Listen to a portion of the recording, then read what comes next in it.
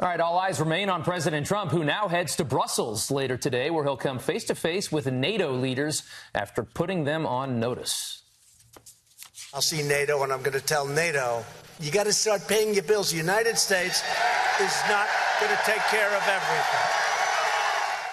So is the president right? Joining us now is former UK Independence Party leader and Fox News contributor Nigel Farage. Nigel, thank you so much for being with us this morning from sunny Bermuda, to say the least. Sounds nice. So the president has been very tough on our NATO allies, trying to get them to cough up more money on defense spending. Why do you think the president is right to be tough on this issue?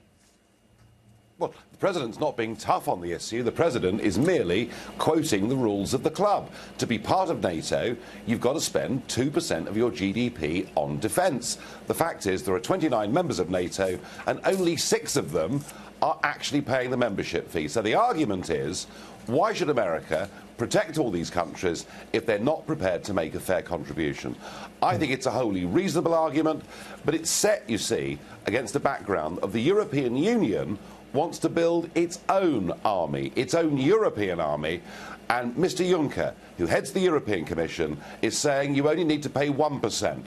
So what you're going to hear in the next 48 hours are various European leaders saying Trump is threatening the security of people in Europe. The truth is, it's the ambitions of the European project that's doing it. And I believe that the president should be very firm indeed. You know, it's crazy when you look at the numbers, because you see the United States at about 3.5%. You guys hit the mark at 2.12. We've both got pretty big economies. So we're talking about, on a big scale, 3.5% and 2%.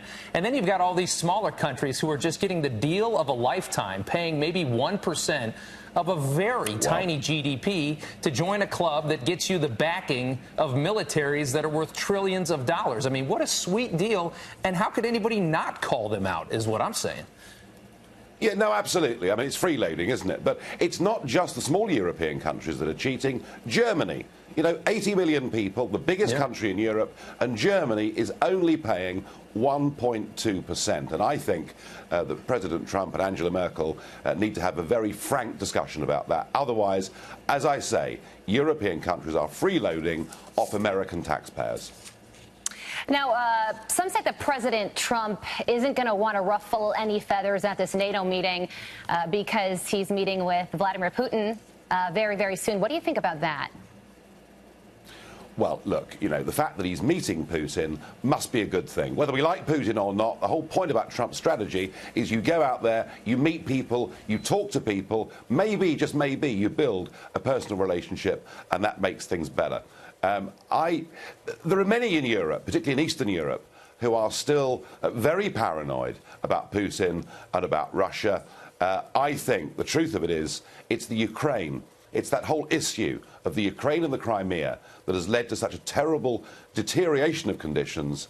But I do think the one thing that the president needs to do is he needs to get a public assurance from Putin that Russia will not meddle in British or American elections in the future. And that, I think, is very important. Absolutely. Everybody looking for that. Going to your country now, a bit of turmoil in England as a couple of Brexiters, one your buddy, Boris Johnson, just quit his job yesterday. And everybody's saying now Theresa May's job could be in jeopardy. Your system works much different than the United States. Explain to us how this all works with Theresa May and why she's at risk at this point. Well, she took over after the referendum as Prime Minister. You know, we voted to leave the European Union. She herself had supported the Remain side. So it was a very odd choice, in a way, for her to become the Prime Minister. She promised from day one she would deliver the kind of Brexit people had voted for. And what she presented to her cabinet on Friday, frankly, amounted to a betrayal of many of the things that had been promised, even in her own general election manifesto. So there's an issue. Boris Johnson and David Davis have resigned. I believe they're right to do so.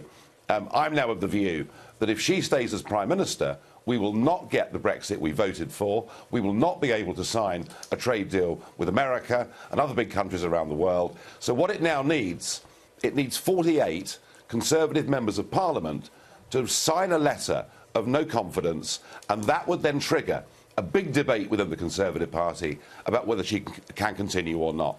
My guess right now, my guess is that the tide is now moving against her, and I think there's little chance that she'll survive more than a few weeks. And that's what you want. You would love that, right? You'd love her out. I would love her to go. I think she has been utterly duplicitous, dishonest with the British public over Brexit, and I'll be honest with you, I think she's the worst Prime Minister we've had in my entire lifetime. And President Trump also heading to London very soon. So he's going to be heading there at a very tense time in your country. Nigel, thank you so much for being with us this morning. We appreciate it.